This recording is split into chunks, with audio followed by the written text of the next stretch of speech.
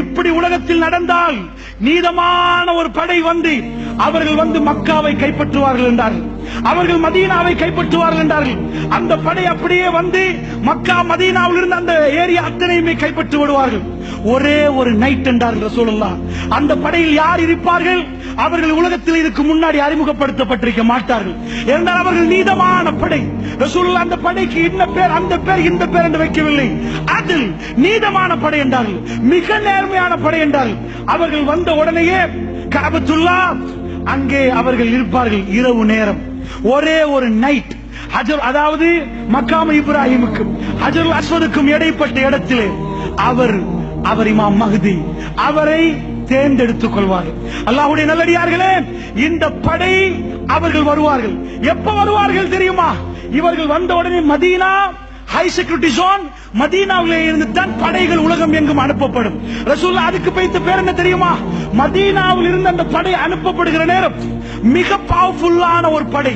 ரசூல் ஸல்லல்லாஹு அலைஹி வஸல்லம் பயன்படுத்துற வார்த்தை, உலகத்திலேயே அதிகமான பலமான படை இந்த படை என்றார் ரசூலுல்லாஹ். இந்த பூமியிலே பலமான படை மதீனாவில் இருந்து வெளியே வரும் என்றார்கள். வேற பேர் வைக்கவில்லை ரசூலுல்லாஹ்.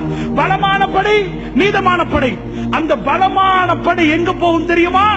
ரோமர்கள் வந்து, கிறிஸ்தவர்கள் வந்து இஸ்தான்புல், கான்ஸ்டான்டினோப்பிள், துருக்கியுடைய தலைநகரத்தை இறங்கி கையிலே பிடித்துக் கொண்டிருப்பார்கள். துருக்கியை பிடித்தால், இன்றைக்கு துருக்கியில யுத்தம் ஆரம்பிக்கப்பட்டிருக்கிறது. சரமாரியாக பாம்பை போட்டுக் கொண்டிருக்கிறார்கள். இன்றைக்கு ஒரு மாதத்துக்கு முன்னாடி பீஸ் டாக்கை உடைத்து விட்டு துருக்கியிலே பிரச்சனை ஆரம்பித்து விட்டது. அரபு நாடுகள் எல்லாம் பிரச்சனைகள் இருக்கிறது.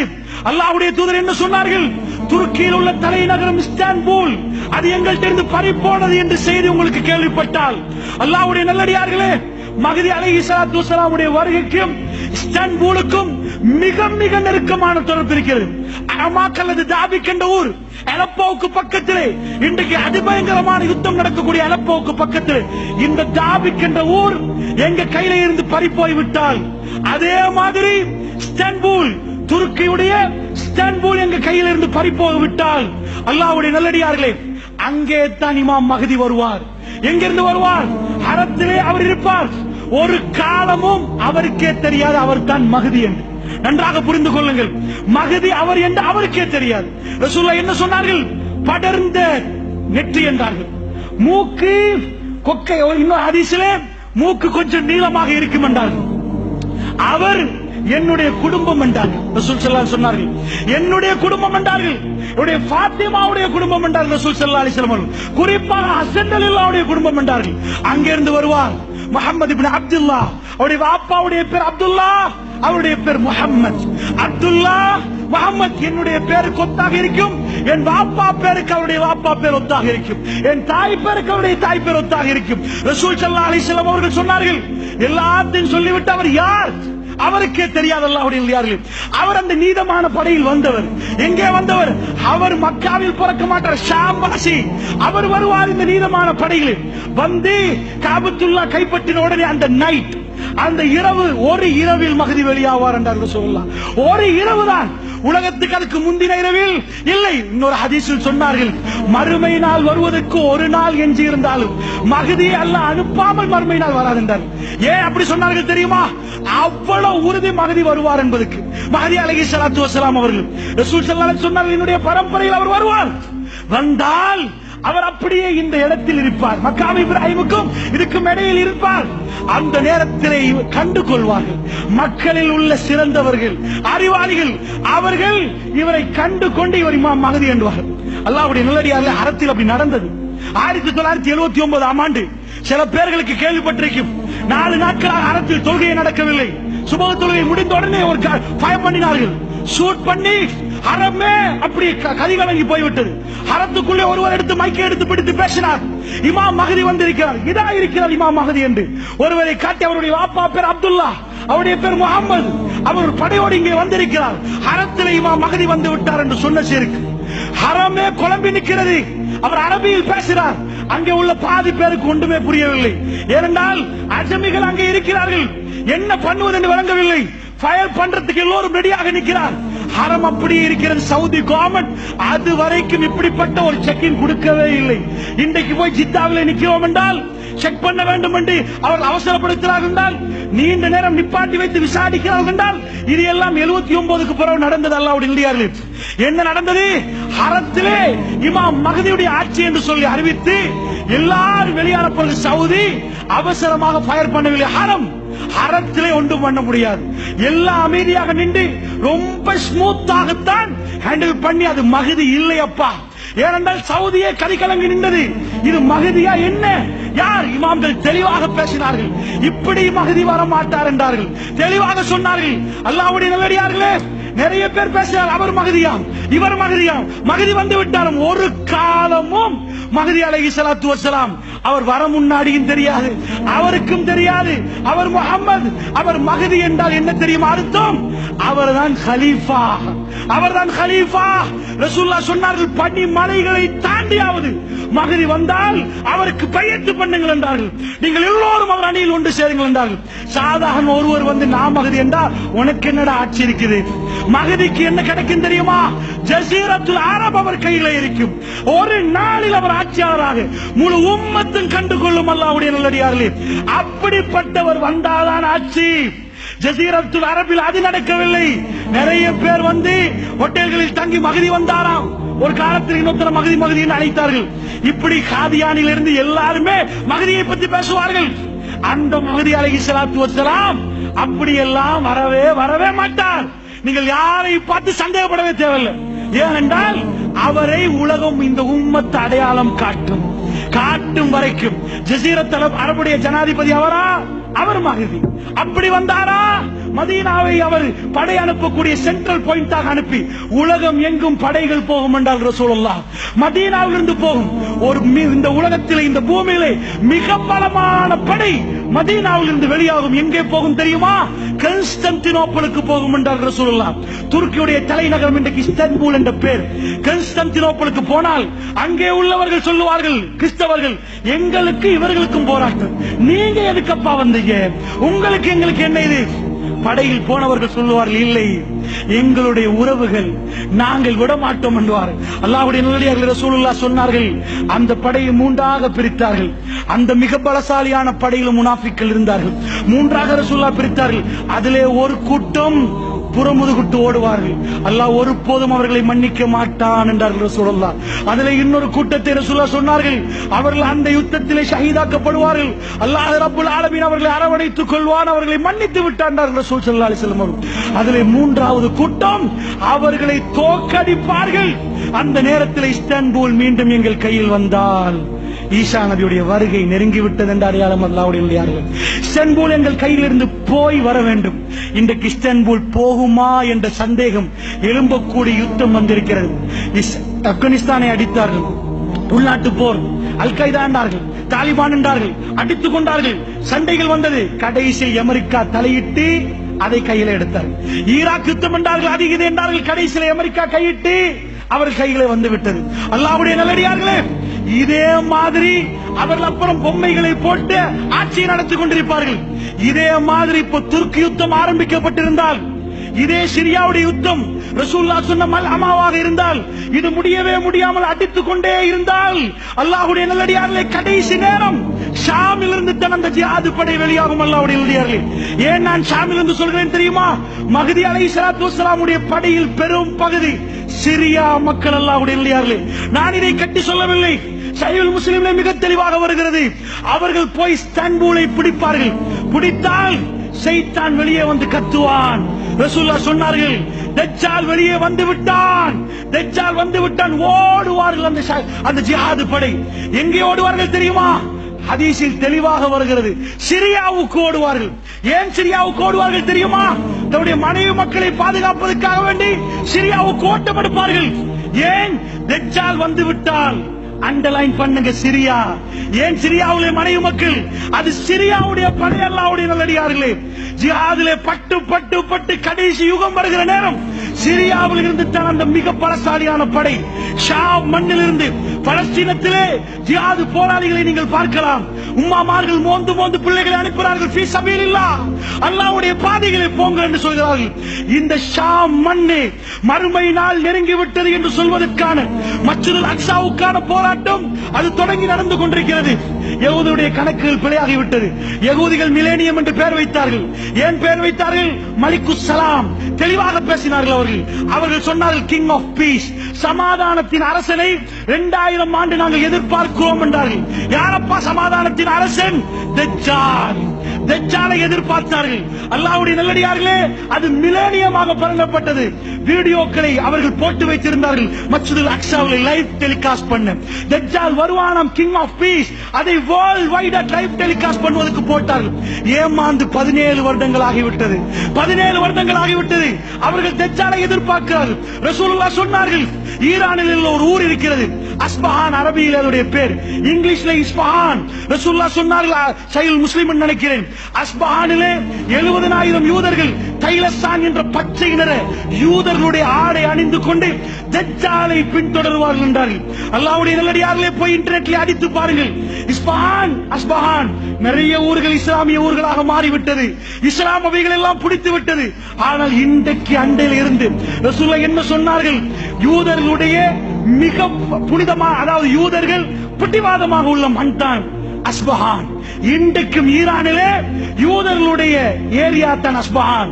70,000 யூதர்கள் தைலசான் என்ற ஆடையோடு தஜ்ஜாலை பின்தொடர்வார்கள். இன்றைக்கும் அந்த ஊர் தயாராக இருக்கிறது. இதுவரைக்கும் அங்கே இஸ்லாம் நுழையவில்லை. ஸ்பெயின் வரைக்கும் இஸ்லாம் போனது, எங்கெங்கேயோ இஸ்லாம் போனது. ஈரானுக்குள்ளே போக முடியாமல் போனது. ஏன்? ரசூலுல்லாஹ் தெளிவாக சொன்னார்கள், அங்கே இருந்து தான் தஜ்ஜால் வெளியே வருவான். தஜ்ஜால் வெளியே வருவான். அந்த பகுதி, ஈராக்குடைய பகுதிகளில் இருந்து தஜ்ஜால் வெளியே வந்தால், குராசான் பகுதியில் இருந்து இவர்கள் 70,000 பேரோடு இவர்கள் அப்படியே தஜ்ஜாலை பின்தொடர்வார்கள். பாபு லூத், பலஸ்தீனத்திலே ஜெருசலத்தில் உள்ள பாபு லூத், லூத் என்ற இடத்திலே வைத்து ஈசா அலைஹிஸ்ஸலாத்து வஸ்ஸலாம் தஜ்ஜாலை கொல்லுவார்கள். அல்லாஹ்வுடைய நல்லடியார்களே, இது எல்லாமே ஷாம். இந்த ரெட் மார்க் எல்லாமே ஷாம். இந்த ஷாமில் இருந்து தான் மறுமை நாளைக்குரிய கடைசி யுக முடிவுக்குரிய போராட்டங்கள், அதிபயங்கரமான யுத்தங்கள் அத்தனையுமே நடக்கும். ரசூலுல்லாஹ் சொன்னார்கள், பலஸ்தீன மண்ணில் ஏற்படுகிற யுத்தம், அந்த யுத்தத்தில் எந்த அளவுக்கு என்றால், முஸ்லிம்களுக்கு எல்லா மரங்களும் முஸ்லிம்களுக்கு சொல்லும், ஹாதா யஹூதியும் மிவராயி, எனக்கு பின்னாடி ஒரு யஹூதி இருக்கிறான், தால் உக்துலு, வாரப்பா கொல் அவனை என்று பேசும் ஹர்கத் என்ற ஒரு மரத்தை தவிர. சுப்ஹானல்லாஹ், ஒரு மரத்தை நாட்டிக் கொண்டு போறார்கள் அல்லாஹ்வுடைய நல்லடியார்கள் யூதர்கள். யூதர்கள் ஒரு மரத்தை நாட்டிக் கொண்டு போறார்கள். உலக யுக முடிவு நாள் ரசூலுல்லாஹ் சொன்னார்கள், அது அவர்களுக்குரிய மரம் என்றார்கள். அந்த மரத்தை தவிர மற்ற மரங்கள் எல்லாம் உங்களுக்கு சப்போர்ட் பண்ண. நேரடியாக பேசுமா மறைமுகமா அல்லாஹு அலம். ஆனால் அந்த யுத்தம் பல யுகங்களாக நடந்து கொண்டு போகிறது. அவர்களுக்கு முஸ்லிம் நாடை முழுமையாக பிடிக்க முடியுமா? நான் இப்பொழுது சத்தியம் பண்ணி சொல்கிறேன், அல்லாஹ் மீதானையாக உலகத்தில் எந்த முஸ்லிம் நாடும் முழுமையாக அவர்கள் பிடிக்க மாட்டார்கள். ரசூலுல்லாஹ்வுடைய செய்தி. நாங்கள் தைரியமாக பேசுவோம். 1400 ஆண்டுகளாக முஸ்லிம் நாடு என்ற முஸ்லிம் மண் என்று எது சொல்லப்பட்டதோ அதை முழுமையாக அவர்கள் பிடிக்க மாட்டார்கள். ஒரு பகுதி அவர்களுக்கு பிடிப்ப விடலாம், முழுமையாக பிடிக்க மாட்டார்கள். இது ரசூலுல்லாஹ் தெளிவாக சொன்னார். அல்லாஹ்வுடைய நல்லடியார்களே, அப்படி என்று சொன்னால் பலஸ்தீனம் சின்னதாகிவிட்டது, ஆனால் பலஸ்தீனம் அழியாது. அங்கே ஜிஹாது நடக்கும். ஒரு காலமும் இந்த யூதனுக்கு எங்களை பலஸ்தீனிலிருந்து விரட்ட முடியாது. இதை நன்றாக புரிந்து கொள்ளுங்கள் அல்லாஹ்வுடைய நல்லடியார்களே. இவைகள் எல்லாம் நீங்கள் நம்பிக்கையோடு பார்த்தால் உங்களுக்கு வழங்கும். அடுத்த யுத்தம் இன்ஷா அல்லாஹ். மிஸ்ரில் இதுவரைக்கும் யுத்தம் இல்லை, ஈஜிப்தில் இதுவரைக்கும் யுத்தம் இல்லை. அடுத்தது மிஸ்ரில் நீங்கள் எதிர்பாருங்கள். ரசூலுல்லாஹ்வுடைய அடிப்படையில் நான் இந்த பாடத்தை படிக்கிற நேரம் எனக்கு படித்து தந்த உஸ்தாத் சொன்னார், ஈராக்கிலே பிரச்சனை, அடுத்தது சிரியா என்று சொன்னார். சிரியா என்று சொன்னார். அல்லாஹ் ரப்புல் ஆலமீன் அவர் மௌத்தாகி விட்டார். ஆனால் நாங்கள் இப்பொழுது சிரியாவை பார்க்கிறோம். இன்ஷா அல்லாஹ் அடுத்தது எகிப்து. இதில் கை வைக்கப்பட்டு எகிப்து பொருளாதாரம் உடைக்கப்பட்டால் ரசூலுல்லாஹ்வுடைய வரிசை சரியாகிவிட்டது. அப்படி என்றால் இந்த யுத்தங்கள் நடந்து கொண்டு போகுமா என்றால், அல்லாஹ்வுடைய நல்லடியார்களே, மறுமை நாளைக்குரிய அடையாளங்கள் அத்தனையும் ஒன்று சேர்ந்து கொண்டிருக்கின்ற அர்த்தம்.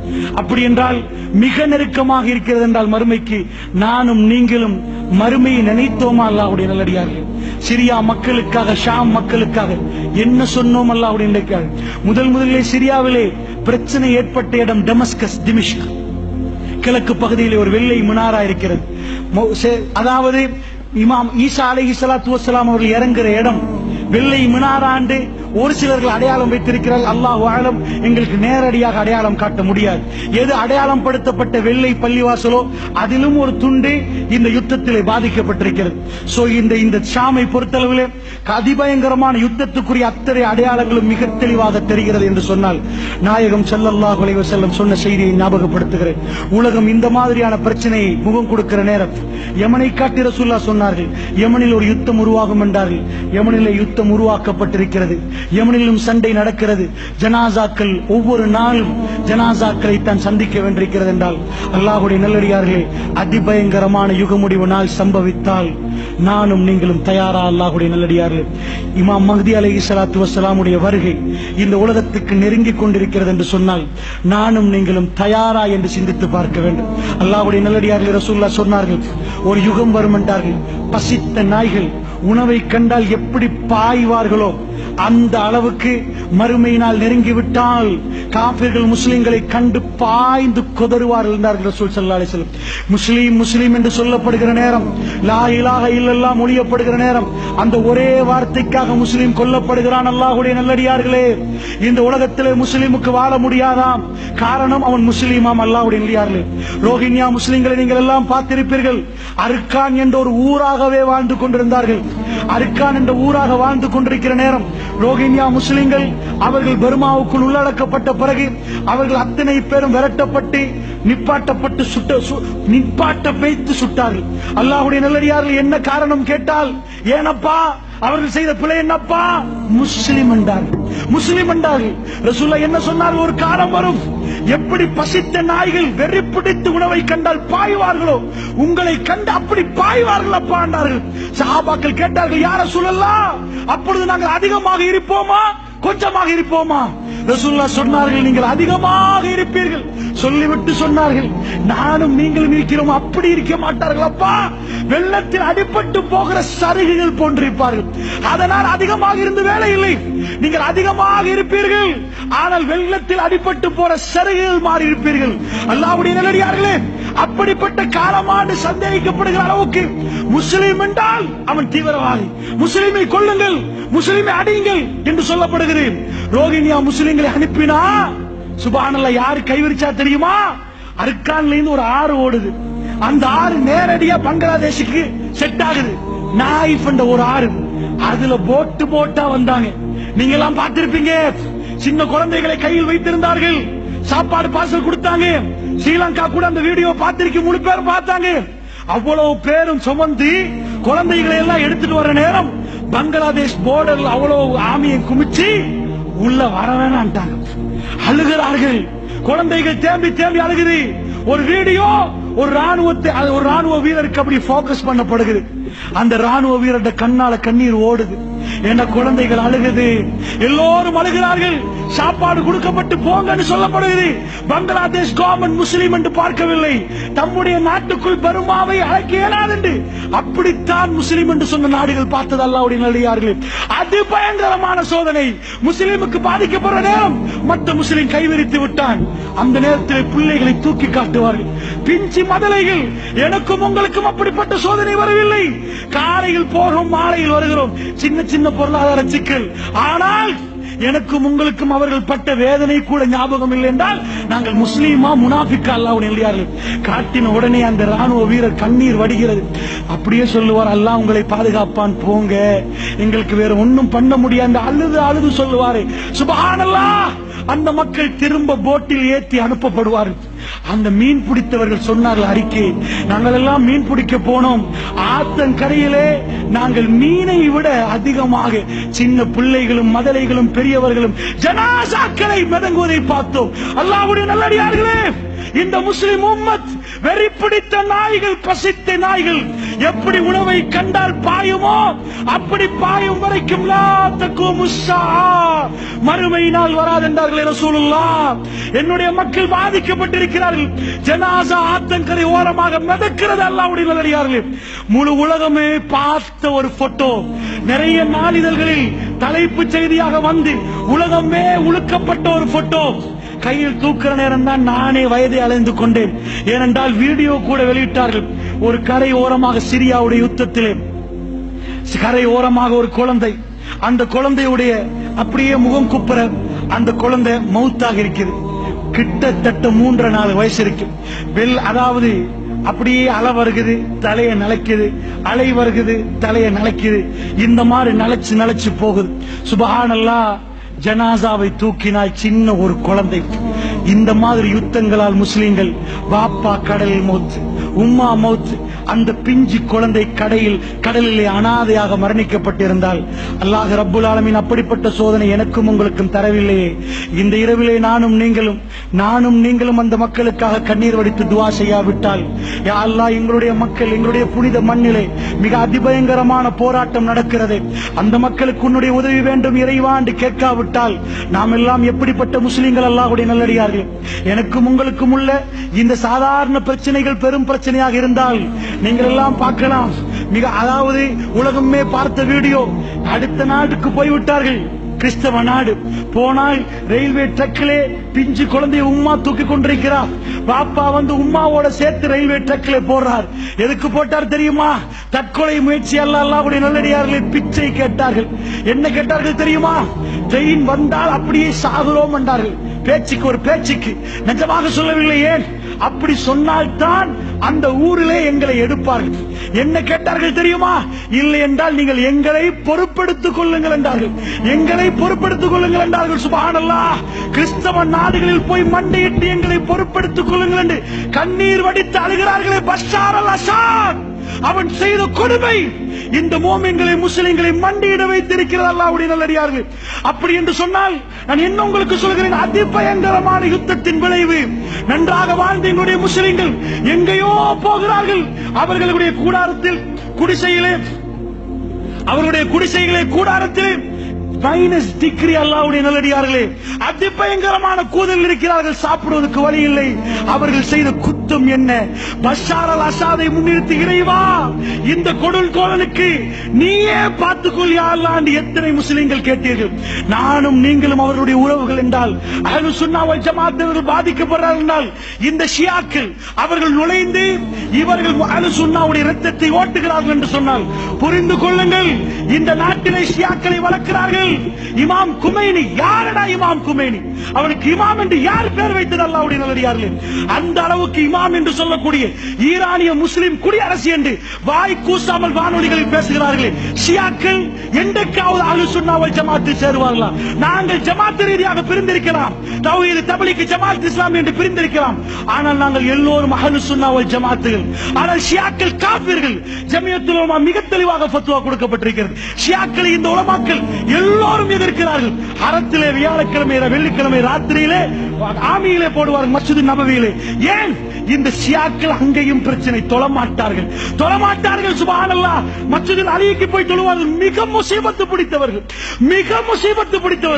இன்னொரு பக்கத்திலே ஹவாரிஜ், அவர்களும் ஷியாக்களுடைய யுத்தத்தில் இருக்கிறார்கள். அல்லாஹ்வுடைய நல்லடியார்களே, இந்த சிரியாவுடைய போரில் ஹவாரிஜ் என்ற அடையாளம் காட்டப்பட்ட ஒரு சிலர்களும் இருக்கிறார்கள். ரசூலுல்லாஹ் அவர்களை என்ன சொன்னார்கள்? நீங்கள் என்னப்பா ஹவாரிஜை அடையாளம் காணவே கஷ்டம், நீங்கள் தொழுவீர்கள், அவர்களும் தொழுவார்கள். உங்கள் தொழுகை என்னன்னு நினைப்பீர்கள்? அவர்கள் அப்படி தொழுவார்கள். நீங்கள் நோம்பு பிடிப்பீர்கள். சஹாபாக்களை பார்த்து அவர்கள் நோம்பு பிடிப்பார்கள். நீங்க என்னப்பா நோம்பு பிடிக்கிறீர்கள்? அப்படி நோம்பு பிடிப்பார்கள். ஆனால் ஓதுவார்கள் தொண்டை குழிக்கு கீழ் இறங்காது. இப்படி இபாதத்து செய்வார்களா என்று நினைப்பீர்கள். ஹவாரிஜ்களை பத்தி ரசூலுல்லாஹ் என்ன சொன்னார்கள் தெரியுமா? அப்படி இபாதத்து பக்குவம் எல்லாமே இருக்கும். அவர்கள் முஸ்லிம்களை கொல்லுவார்கள். அதான் அடையாளம். முஸ்லிம்களை கொல்லுவார்கள். அவர்கள் மட்டும், அவர்கள் வருகிற காலத்தில் நான் இருந்தால் ஆதி சமூகத்தை அல்லாஹ் எப்படி அழித்தான் அப்படி அழிப்பேன். ரசூல் ஸல்லல்லாஹு அலைஹி வஸல்லம் அவர்களை கண்டால் கொல்லுங்கள் என்றார்கள். அந்த ஹவாரிஜும் வெளியாக இருக்கிறார்கள். அல்லாஹ்வுடைய நல்லடியார்களே, நீண்டமாக இதை சொல்வதற்கு நேரமில்லை. அந்த ஹவாரிஜும் வெளியாக இருக்கிறார்கள். இன்னொரு பக்கமாக ஷியா.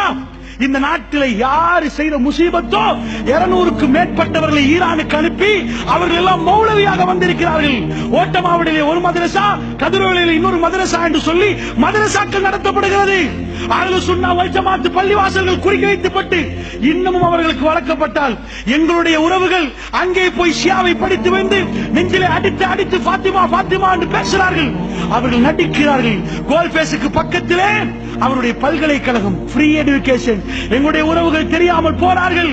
அந்த அளவுக்கு முஸ்தபா போகிறார்கள். பேசினால் எங்களுக்கு பிரச்சனை, பேசினால் எங்களை கூப்பிட்டு ஓட்டமாவிடலை வைத்து பேசினால் அவர்களுக்கு போலீஸ் விசாரணை. அந்த அளவுக்கு நாட்டுக்குள்ளேயும் பூந்து விட்டார்கள். அல்லாஹ் விட மாட்டான்.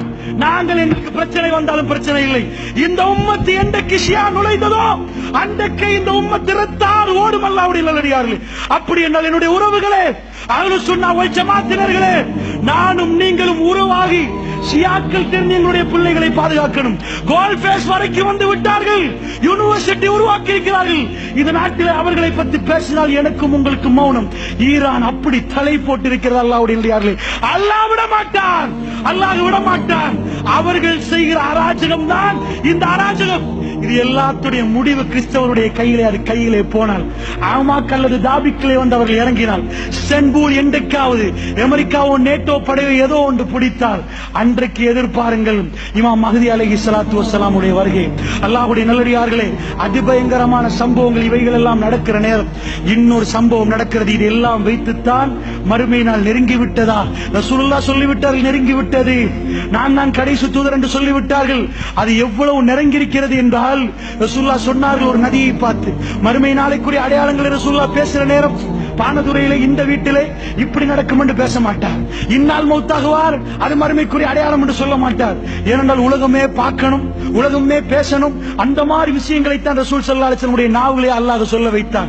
ஏன் சொல்ல வைத்தான் தெரியுமா?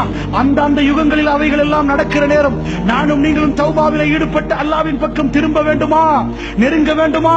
அதற்காக வேண்டி அல்லாஹ்வுடைய தூதர் இப்படி சொன்னார்கள். ரசூலுல்லாஹ் சொன்னார்கள், ஃபுராத் நதி வத்தி, யூப்ரட்டிஸ் நதி வத்தி, தங்க மழை வெளி வரும் வரைக்கும் மறுமை நாள் வராது வராது என்றார்கள் ரசூல் ஸல்லல்லாஹு அலைஹி வஸல்லம் அவர்கள். லா தகுமு ஸஆ, மறுமை நாள் வராது.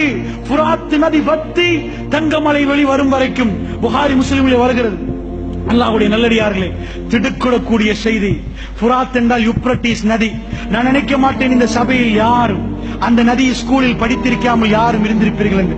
ஏனென்றால் உலகத்தில் மிக பிரசித்தி பெற்ற நதிகளில் நைல், யூப்ரட்டிஸ், டைக்ரீஸ், அமேசான் இவைகள் வந்து ஆகவும் பிரசித்தி பெற்ற நதிகள். இந்து நதி. இந்த நதிகளில் மிகவும் முதன்மை வாய்ந்தது தான் யூப்ரட்டிஸ். உலகத்திலே மனிதர்கள், அதாவது சிவிலைஸ் ஆக்கப்பட்டது மெசொப்பொத்தேமியான வரலாறு என்று சொல்லுவார்கள். அங்கிருந்து தான் மனிதர்கள் ஆரம்பமாக அவர்கள் வீடு கட்டி ஒழுங்காக வாழ்ந்தது என்றால் மெசொப்பொத்தேமியான பேப்பரை கண்டுபிடித்தவர்கள் அவர்கள் தான். அதில் தான் எழுத்து ஆரம்பிக்கப்படுகிறது. அது யூப்ரட்டிஸ் நதிக்கரையோடு ஒட்டித்தான் அந்த குடியிருப்புகள் வருகிறது. அல்லாஹ்வுடைய நல்லடியார்களே, வரலாறில் என்றைக்கும் இல்லாத மாதிரி நான் பார்த்தேன். சுப்ஹானல்லாஹ், நாசாவுடைய ஒரு படத்தை.